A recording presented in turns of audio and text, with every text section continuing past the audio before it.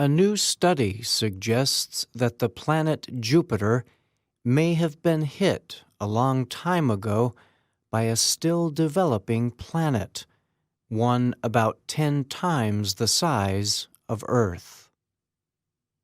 Scientists believe the head-on crash took place not long after Jupiter was formed. Scientists say such a violent collision could explain conditions inside the center of the planet. A report on the study appeared in the publication Nature.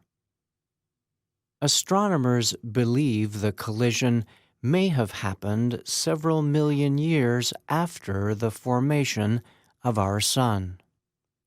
The solar system, made up of the Sun and 8 major planets, was formed about 4.6 billion years ago.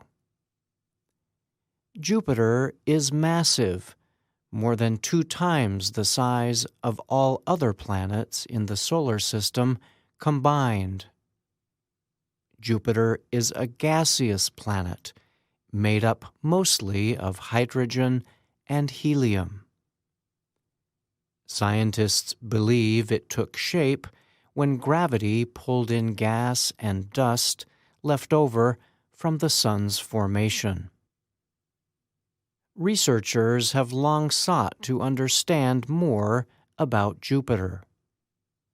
In recent years, the U.S. space agency NASA has carried out research on the planet. NASA's Juno spacecraft, launched in 2011, uses instruments to measure the planet's gravitational and magnetic fields. Juno has made interesting findings about Jupiter. It showed that Jupiter likely has a diluted center, one mixed with both light and heavy materials. In the past, scientists theorized that the planet likely had a dense, solid core. In the latest study, researchers examined data and other measurements collected by Juno. They used this information to build models to predict what the planet's core is made of and how it is structured. Their models supported the theory that a head-on collision took place between Jupiter and a still developing planet. The team's findings suggest the object that hit Jupiter would have been about 10 times the size of Earth. Such a crash involving the 2 massive planets could have broken apart Jupiter's dense core and mixed light elements with heavy ones. Andrea Isela is an astronomer with Rice University in Texas. He helped lead the research. Isela said in a statement he was at first unsure about the collision theory when the idea was presented. "It sounded very unlikely to me," he said, "like a 1 in a trillion probability." But Isela said he began to support the theory when he saw calculations made by another researcher.